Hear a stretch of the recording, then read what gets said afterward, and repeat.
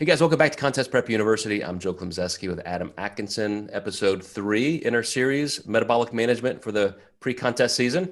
And we're going to shift from calories over to creating macronutrient profiles. I've got a couple new clients I started just today, Adam. And interestingly, one of them is a female who actually wants to lose some muscle, not interested in being huge and bulky and all of that. But here's the irony. She said, I actually just kind of like protein. I typically consume about 5 ounces of protein in each meal, 4 or 5 meals a day. So I ran that math, and with her body size, that's about 3 times the RDA. So it's not what I would normally do, but I had to say, okay, you like your protein. That's the upper limit of what research shows is okay and has some value. So we'll start there. It's going to cost us a little bit in terms of maybe carbs and fat, but all of these just nuances, all of these thoughts have to kind of swirl through our brains as we're figuring out with that calorie intake to be appropriate, as we talked about in the last episode. We got to break that down into macros. So if you don't mind going through your process, just A, B, and C, how you do that for your clients. Yeah, so I always do start with protein. So that's usually the first macro that I set. This is highly based on like activity level, body type, just like you said, body size as well. Then I try to get the rest of my calorie intake in carbs, and then I fill the rest in with fats from there. And then from there, I might fine tune 1 or 2 of those variables. Actually had a really great conversation with a client because she herself likes protein as well. She's very active, but I think she's losing slower. And I said, I think that it's really important for us to, one, de-stress your body from all the activity you're doing. Like she's teaching like 3 classes a day.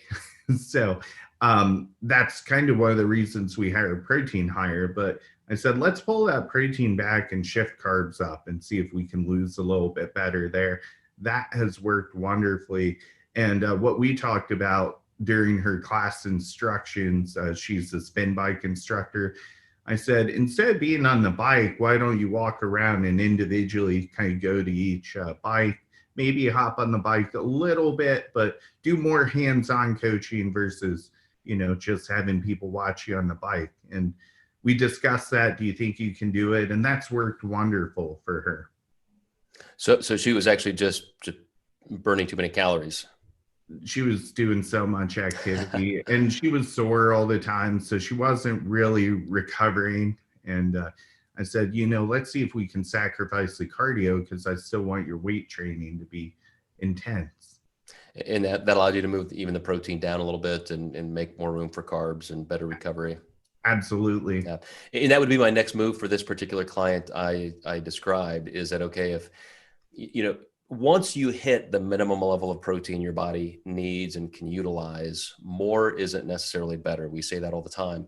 So she's definitely getting more than her body needs, and that's her preference right now. But as we get into this, if she starts saying, well, I'm kind of hungry or I'm not losing quite as quickly, I could calorie for calorie make that exchange from more protein into more carbs.